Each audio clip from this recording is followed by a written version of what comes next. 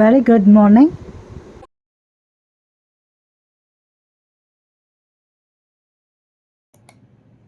ஒரு காலத்தில் ஒரு காட்டில் ஒரு கிளி வசித்து வந்தது. அது மிகவும் அழகாக இருந்தது. அதன் கொக்கும் இறக்கைகளும் மிகவும் அழகாக இருந்தன. அதன் தம்பியும் அவருடன் வசித்து வந்தார். இரண்டும் காட்டில் மகிழ்ச்சியாக வாழ்ந்து வந்தன. பறவைகள் ஒரு ஞானமுள்ள கிளி ஒரு நாள் ஒரு வேட்டைக்காரன் காட்டிற்கு வந்தான். அவன் அந்த கிளிகளின் ஜோடியை கண்டு, இந்த கிளிகள் மிகவும் அழகாகவும் சிறப்பு வாய்ந்ததாகவும் உள்ளன. நான் அவற்றை ராஜாவிடம் பரிசளிப்பேன் என்று நினைத்தான்.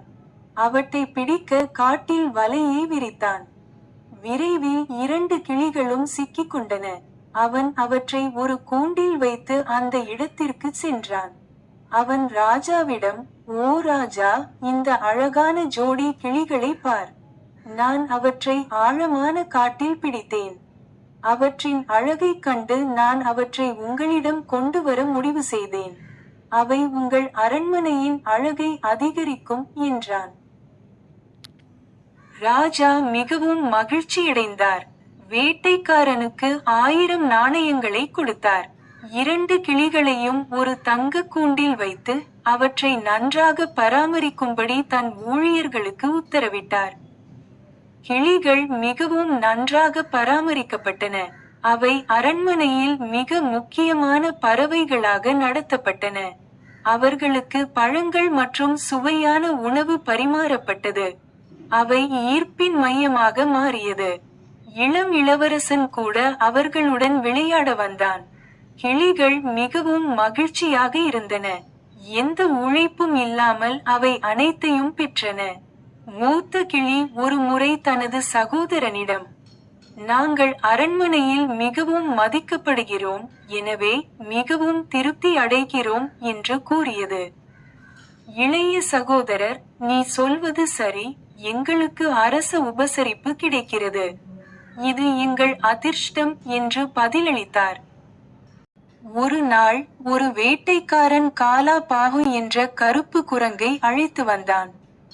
அந்த குரங்கை ராஜாவிடம் பரிசளித்தான். அவன் குரங்கை முற்றத்தில் வைத்திருக்குமாறு உதவியாளர்களிடம் கேட்டான். குரங்கையும் அதன் வேடிக்கையான செயல்களையும் பார்த்து ராஜாவும் இளவரசனும் மிகவும் மகிழ்ச்சியடைந்தனர். விரைவில் குரங்கு ஈர்ப்பின் மையமாக மாறியது. குரங்கின் வருகையுடன் கிளிகள் புறக்கணிக்கப்பட்டன. சில நேரங்களில் அவற்றுக்கு உணவு கூட கிடைக்கவில்லை. 2 கிளிகளும் அதற்கான காரணத்தை அறிந்திருந்தன. மூத்த கிளி புத்திசாலித்தனமாக இருந்தது. நாட்கள் மீண்டும் மாறும் என்றும் ஒருவர் மனச்சோர்வடையக்கூடாது என்றும் நம்பினார். அவர் தனது சகோதரனை ஆறுதல் படுத்தினார், இந்த உலகில் எதுவும் நிரந்தரமில்லை. கெட்ட நாட்கள் முடியும் வரை பொறுமையாக இரு. ஒரு நாள் குரங்கு இளவரசனுக்கு முன்பாக இதுபோன்ற சாதனைகளை செய்தது. அது பயந்து, உதவுங்கள், உதவி செய்யுங்கள் என்று கத்தியது. அவனது அலறல் சத்தத்தை கேட்டு அனைவரும் அங்கு ஓடி வந்து இளவரசனை அழைத்துச் சென்றனர். ராஜா அதை பற்றி அறிந்ததும் தனது ஆட்களை குரங்கை காட்டில் விட்டுவிடுமாறு கட்டளையிட்டார். மறுநாள் குரங்கை காட்டிற்கு அனுப்பினார். கிளிகளின் கெட்ட நாட்கள் இப்போது முடிந்துவிட்டன. அவை மீண்டும் நன்றாக நடத்தப்பட்டன. நல்ல உணவுகள் மற்றும் பழங்களும் அவற்றிற்கு பரிமாறப்பட்டன. அவை மீண்டும் ஈர்ப்பின் மையமாக மாறியது. ஞானமுள்ள கிளி தனது தம்பியிடம் நிலைமையை தெளிவுபடுத்தியது. காலம் ஒருபோதும் ஒரே மாதிரியாக இருக்காது என்றும் தற்காலிக பாதகமான மாற்றங்களால் ஒருவர் மனச்சோர்வடையக்கூடாது என்றும் கூறினார்.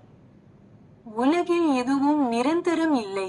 ஒருவர் ஒருபோதும் பொறுமையை இழக்கக்கூடாது என்ற உண்மையையும் இளம் கிளி உணர்ந்தது. கதையின் நீதி: மன அழுத்த சூழ்நிலைகளில் நோயாளியாக இருந்து, சூழ்நிலை எதுவாக இருந்தாலும் நாம் செய்வதை தொடர்ந்து செய்யுங்கள். கதையின் நீதி: நம் வாழ்வில் எதுவும் நிரந்தரம் இல்லை.